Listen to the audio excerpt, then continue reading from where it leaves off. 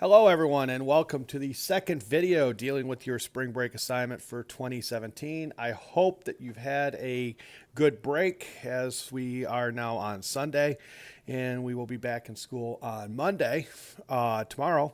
I hope that this is that the first one was helpful, and I hope that this one is helpful too. So let's go ahead and start taking a look at the remaining problems. Remember, in this case, problem number one is a calculator problem. And we're talking, in this case, we have a cylindrical can of radius 10 millimeters, is used to measure rainfall in Stormville. And the can is initially empty and rain enters the can during a 60-day period. The height of the water in the can can be modeled by a function S, where S of t is measured in millimeters and t is measured in days going from 0 to 60. The rate at which the height of the water is rising in the can is given by S prime of t is 2 sine of 0.03 t plus 1.5. Now, the first thing I need to say to you on this, anytime they give you a problem like this where they're telling you a rate that something is changing, you really want to be aware of what the initial, somewhere in there they have to tell you what was initially there, okay, an initial amount. And in this case, they do tell us that. They tell us that right up here when they say that the can was initially empty. Okay, so we're going to use that fact on this problem. Now, in terms of this, what we're looking at with this one, the first part, according to the model, what is the height of the water in the can at the end of 60 days? Okay, so that's where this initial part comes in. Remember that when we're going through, if I'm given a derivative, okay, and I need to find the amount that I have, in this case, S is going to equal your initial amount, S of 0, plus the integral from basically 0 to x of S prime of t dt. So you're going to want to use that fact, okay, in terms of working with this one, and that will come into play.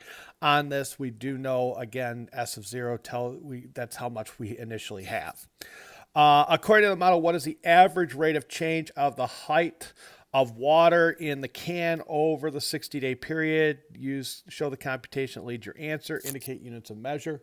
Well, I mean, you've just found remember, when they're looking for average rate of change right there,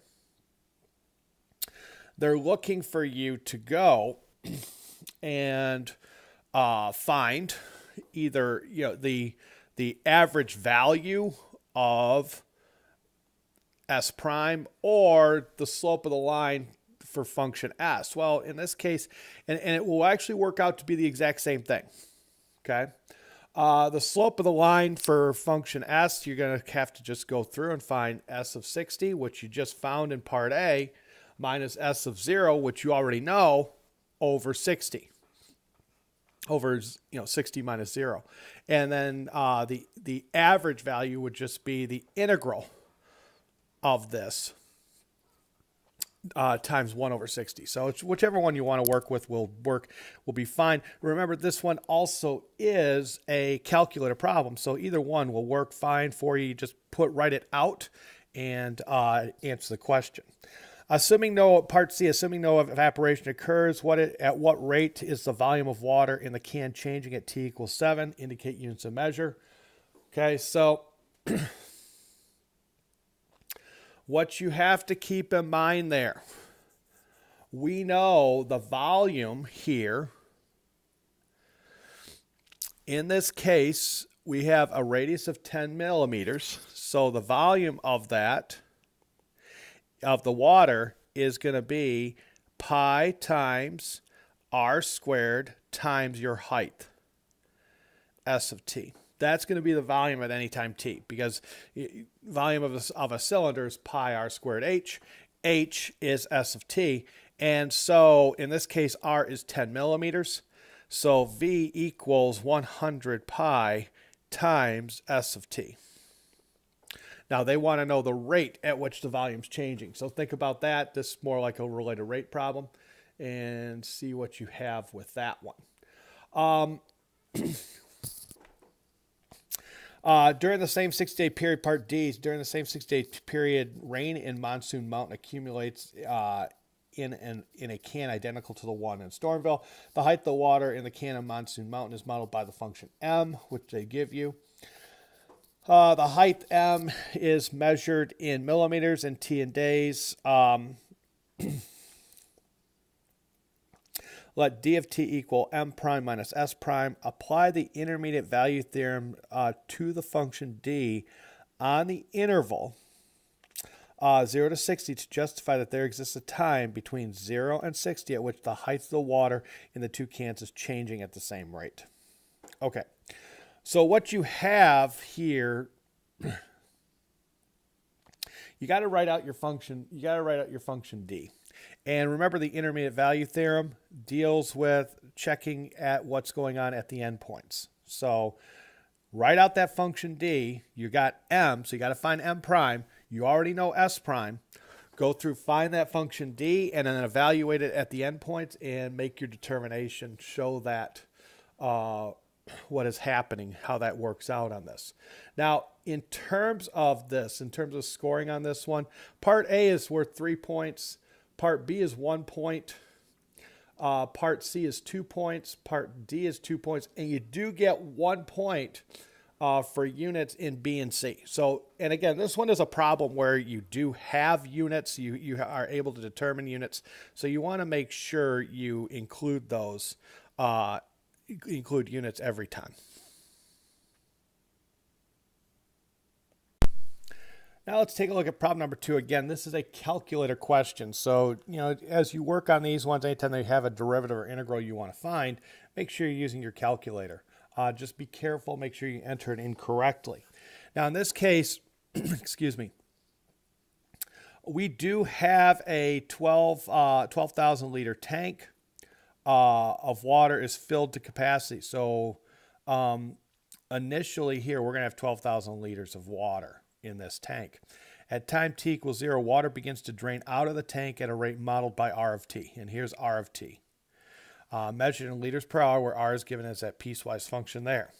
Now, what you're going to have to do, excuse me again, is you are going to have to go through the first part here, part A, show that R is continuous. Now, you got to think about what it means to be for a function to be continuous. And really, if you think back to it, there was, there was a way we showed a function was continuous at a break in a piecewise function. So think back on how we did that. The one thing you do want to make sure is you want to make sure 5, in this case, is included in one of the pieces. And it is, there's a less than or equal to 5 right there. So 5 is there. So now it's just a real quick way to show whether or not that is continuous there. And make sure what I would do in terms of your justification on this thing is really think about that definition of continuity. There were 3 things that had to be true for a function to be continuous. And so you can show mathematically that by doing the way we approach it. But when you explain your justification, you want to deal with the whole idea in terms of the limits and the function value and so forth.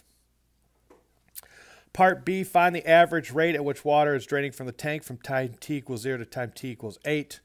Well, in this case right here, you've got to use the fact that R of t over that interval actually works with 2 different pieces. Okay, so in terms of it, you're still, for part B, you're still going to be looking at the average rate for that is going to be 1 over 8 times the integral from 0 to 8 of R of t. But you just got to remember that integral right there is going to end up being written in it can't be written as a single integral. You've got to go through and adjust it. So that's what you're going to have to do on that one.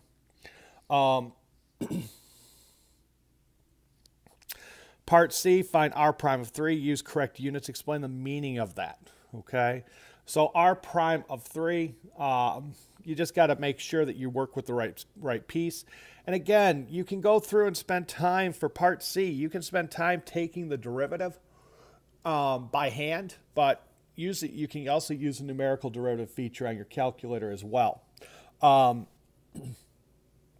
one thing you might try with that one, this is one that, when you look at it on this particular problem, that would be one that would be easy to go for this problem. It would be easy to evaluate r prime of 3 by hand if you needed to.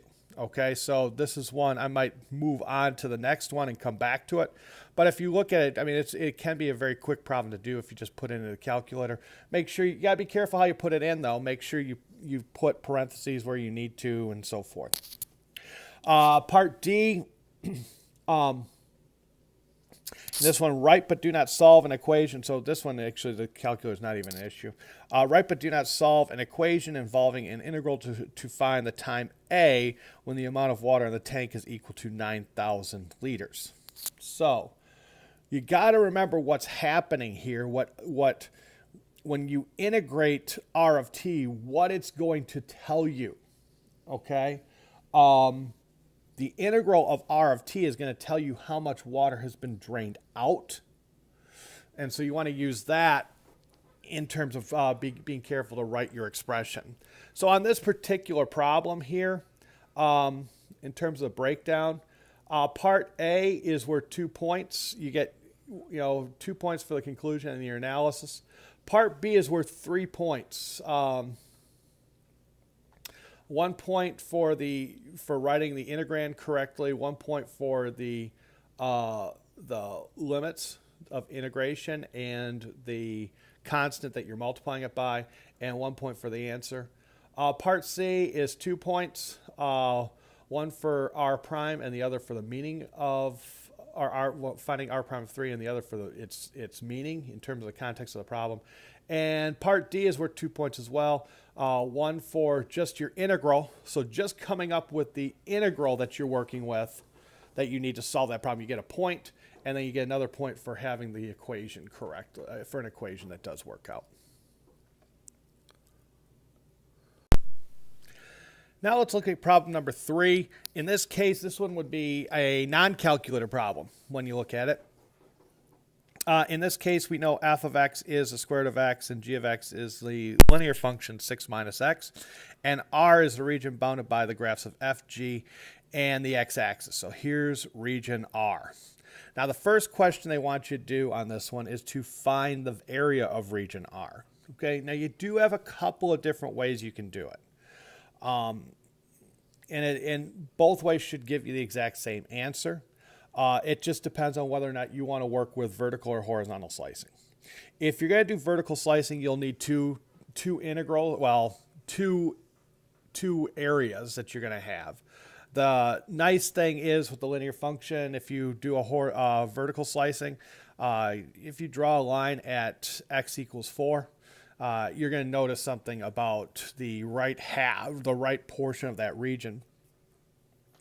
So you could do that. Or the other option would be to do horizontal slicing. But if you're going to do horizontal slicing, you do have to remember that you are then integrating with respect to y. So you're going to need to rewrite each one of those functions. So it's up to you what you want to do. Both will work. It's going to be your choice on that one. For part B, the region R is the base of a solid. For each y, where y goes from 0 to 2, the cross sections of the solid taken perpendicular to the y-axis is a rectangle whose base lies in R and the height is 2 times y. All right, but do not evaluate that integral.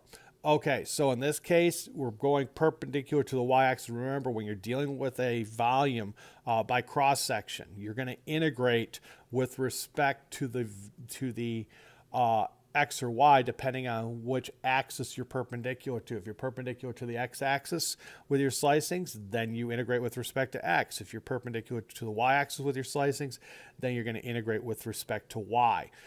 So in this case, you're going to want to integrate. You are going to have to go To do that one, you are going to have to rewrite each equation. So f and g in terms of y to do that one.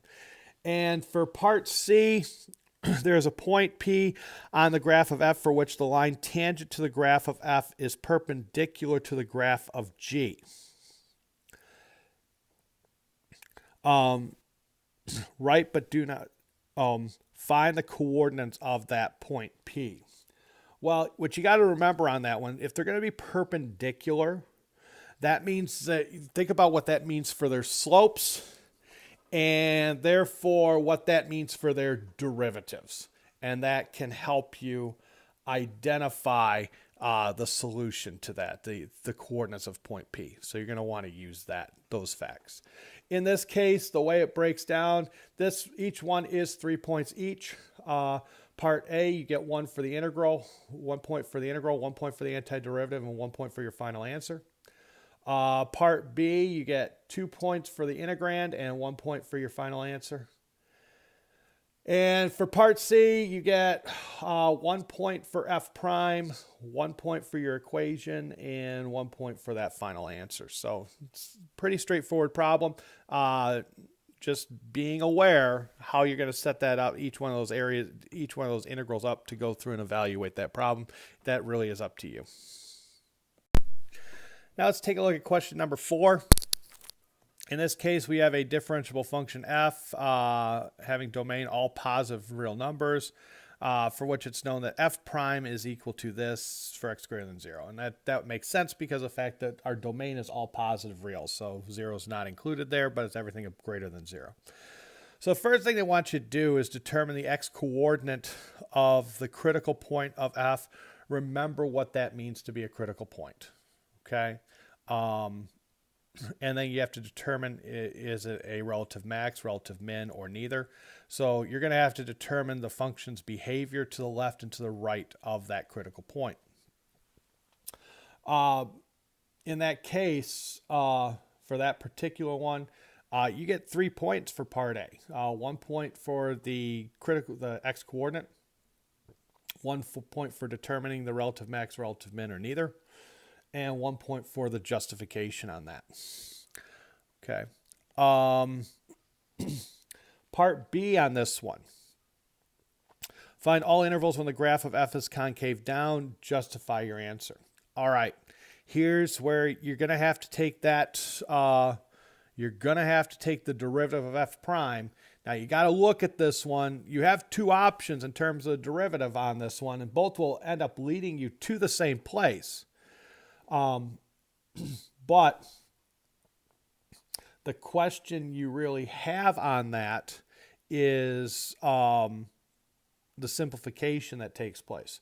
Remember, when you are going through and simplifying that in terms of that second derivative to help you identify what you need to find and work with.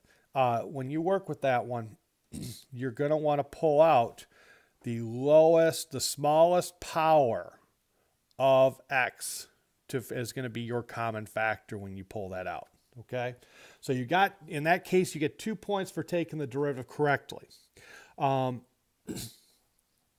then 1 point for your justification, answer and justification on this one, where it's concave down. Also, be aware in terms of this one. Now, this one, you do have options in terms of derivative. You can distribute the x to -3.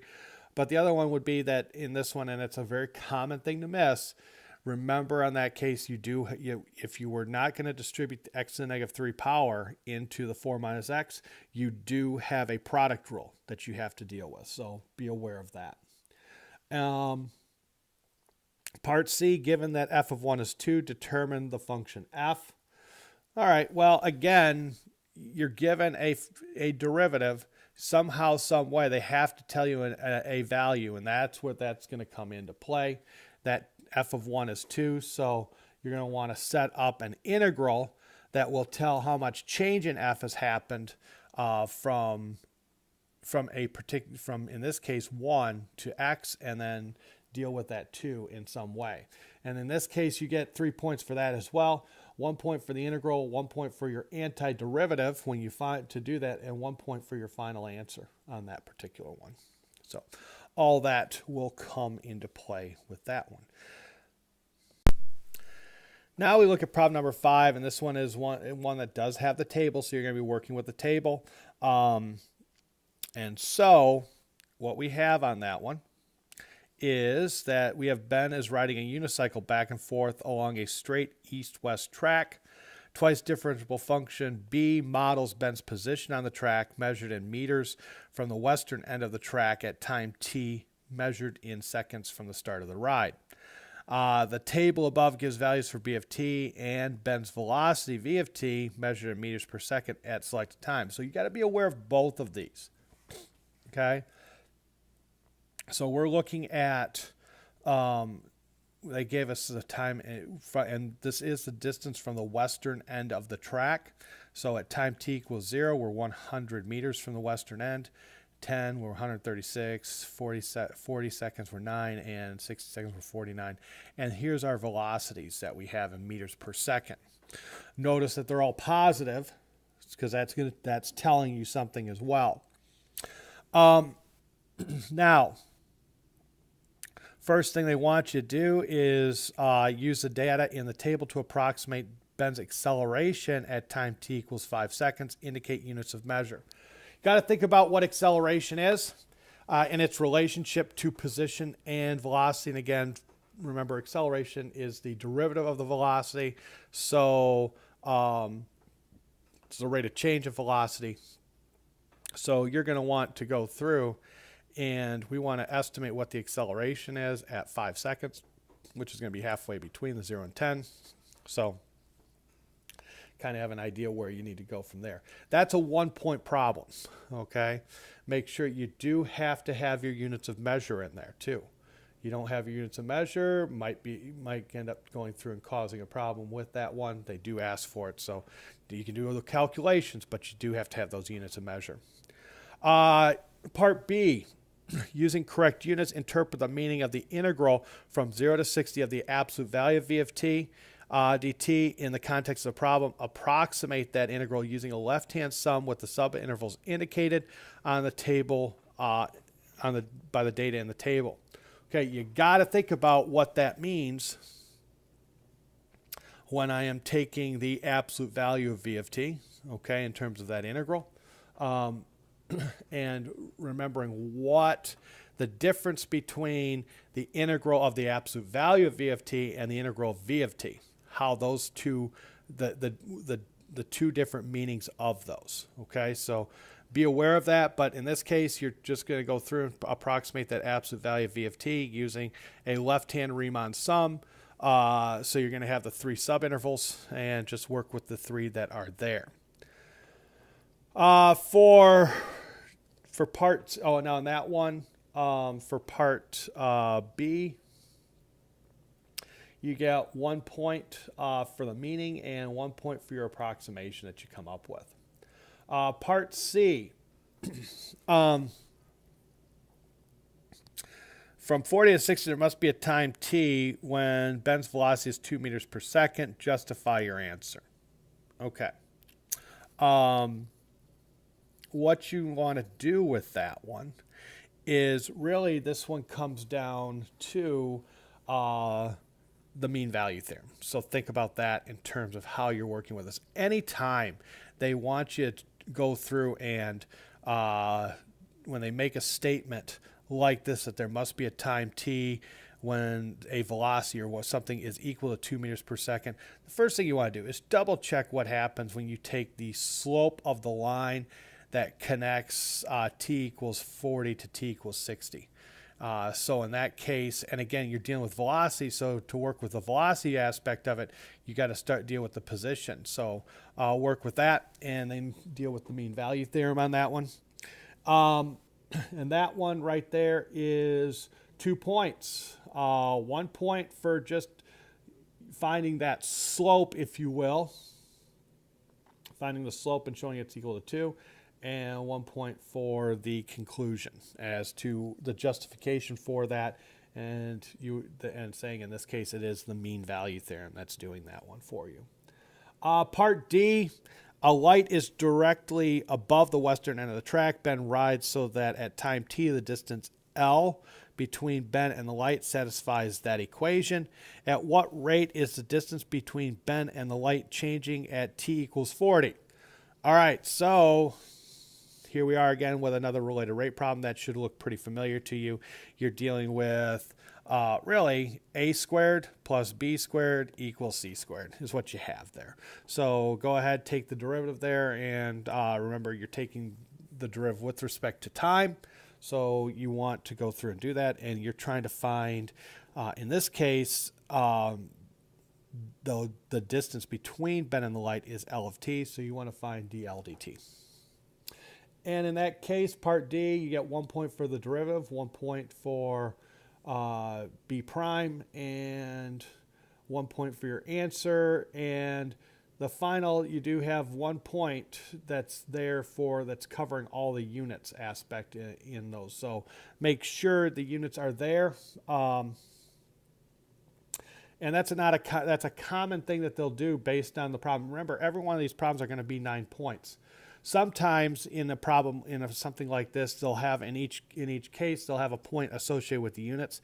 Other times when they're more involved, they'll go through and just say, okay, we have a single point directed towards the units. In this case, this one was a little bit more involved, so they just have a single point that is going towards the units. And if you forget the units in any part, you're going to lose that point. So make sure you have the units there as you're working on them. Problem number 6, what you have is the graph that you're given in this case is a graph of function g. So you're gonna want to be aware of that. And you have really a triangle, this function g along with the x-axis just forms a triangular region where the x values go from -2 pi to 4 pi. And the y values have a maximum of 2 pi, okay? You're going to want to keep that in mind and think about that in terms of the problem because it's really going to come into play right away. Let f of x equal g of x minus the cosine of x over 2.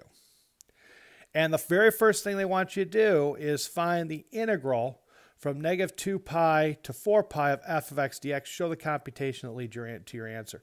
What you're going to want to do on that one, make sure you know it's this. You know f of x is equal to that. Go ahead and do the integration as much as you possibly can with that.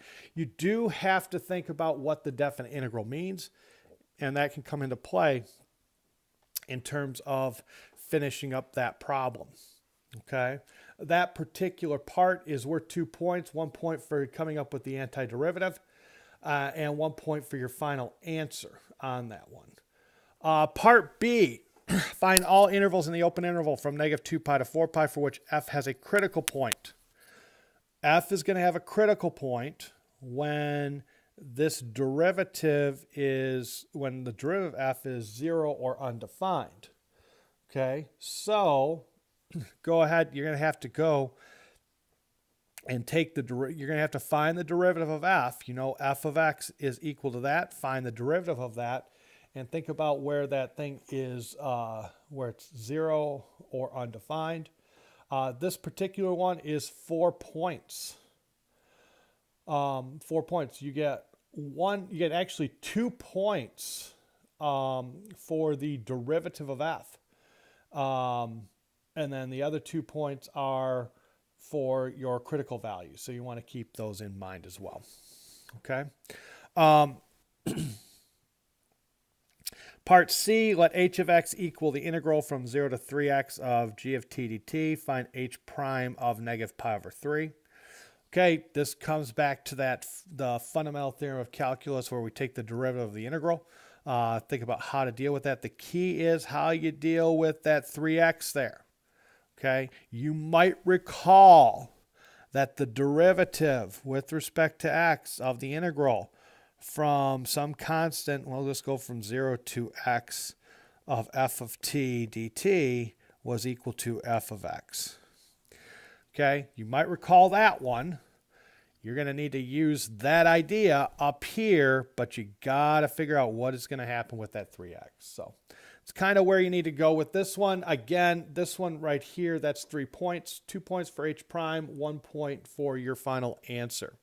So this does conclude the video dealing with the second part of your spring break packet. Again, I hope you've had a good break, and we'll see you on Monday.